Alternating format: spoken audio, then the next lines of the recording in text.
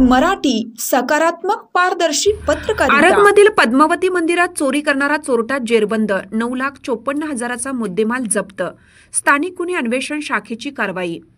मिरज तालुक्यातील आरग येथील पद्मावती मंदिर फोडून त्यातील दागिने लंपास करणाऱ्या पलूस येथील तरुणाला अटक करण्यात आली आहे।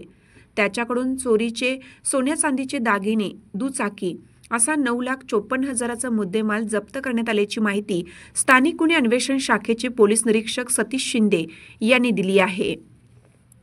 अक्षय अर्जुन मोरे, वय वर्ष 27, राहणार गोंदिलवाडी, रेल्वे गेट, पलूस असं अटक केलेल्याचं नाव आहे। आरग येथील पद्मावती मंदिरात चोरी झाल्याची घटना गुरुवारी सकाळी उघडकीस आली। याबाबत शीतल उपाध्ये यांच्या तक्रारीनुसार मिरज ग्रामीण पोलीस ठाण्यात गुन्हा दाखल करण्यात आला होता। यातील संशयितांना पकडण्यासाठी निरीक्षक शिंदे यांनी सहाय्यक निरीक्षक पंकज पवार यांचे एक पथक तयार केलं होतं।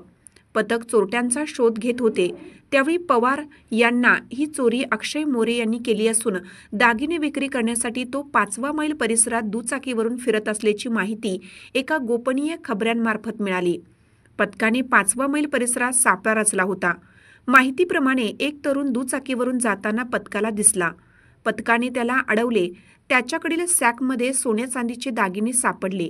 त्याबाबत कसून चौकशी केल्यानंतर त्याने आरग येथील पद्मावती मंदिर फोडून तिथून दागिने चोरल्याची कबुली दिली। त्याला अटक करून त्याच्याकडील दागिने, दुचाकी असा एकूण 9,54,000चा मुद्देमाल जप्त करण्यात आला असून त्याला मिरज ग्रामीण पोलिसांच्या ताब्यात देण्यात आला आहे। यामध्ये स्थानिक गुन्हे अन्वेषणच्या पथकाने ही कारवाई केली आहे।